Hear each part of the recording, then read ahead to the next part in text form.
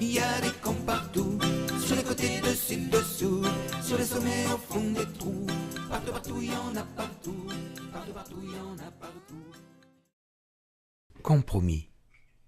Arthur a 50 ans bien pesé, Mathilde a 35 ans mal pesé. Il est en creux, elle est en bosse, lui concave, elle convexe. Un amour en quinconce exceptionnel. Aujourd'hui, leur union culmine en immense pompe en l'église Saint-Doigt de la Main.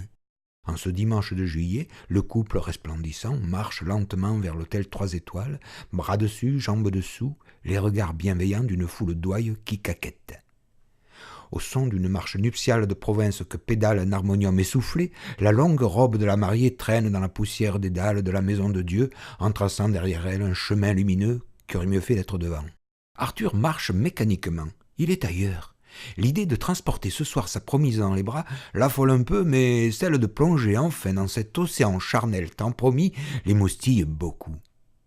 Arthur Leboeuf ne se souvient pas d'avoir eu d'enfant, ou si peu, il y a si longtemps.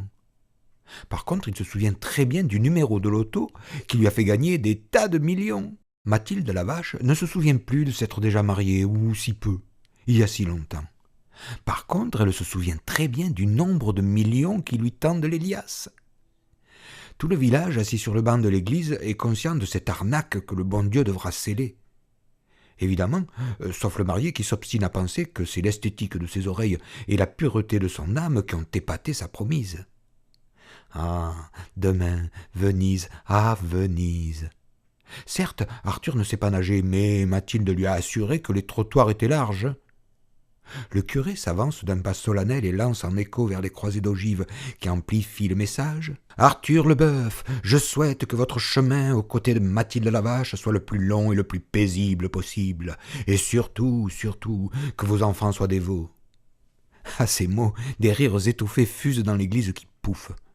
Josette rit si fort que son dentier jaillit et roule jusqu'au milieu de l'allée, puis continue, malgré l'absence de sa propriétaire, à claqueter joyeusement des dents.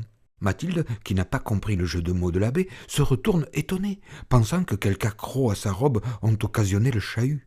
Arthur, lui, n'a rien entendu, trop plongé dans sa nuit prochaine où il apprendra à nager de bonheur dans les vagues flasques et les brûlants remous du corps enflammé de sa nouvelle femme. L'office continue. Quelques minutes plus tard, sous le porche, crépitent les applaudissements des partenaires de belote d'Arthur. Celui-ci, tout sourire, repousse d'un revers de main les traditionnels grains de riz que son costume pied de poule picore. Une limousine attend les tourtereaux, puis l'envol. Ah, Venise, Venise, les pigeons, les gondoles. Un seul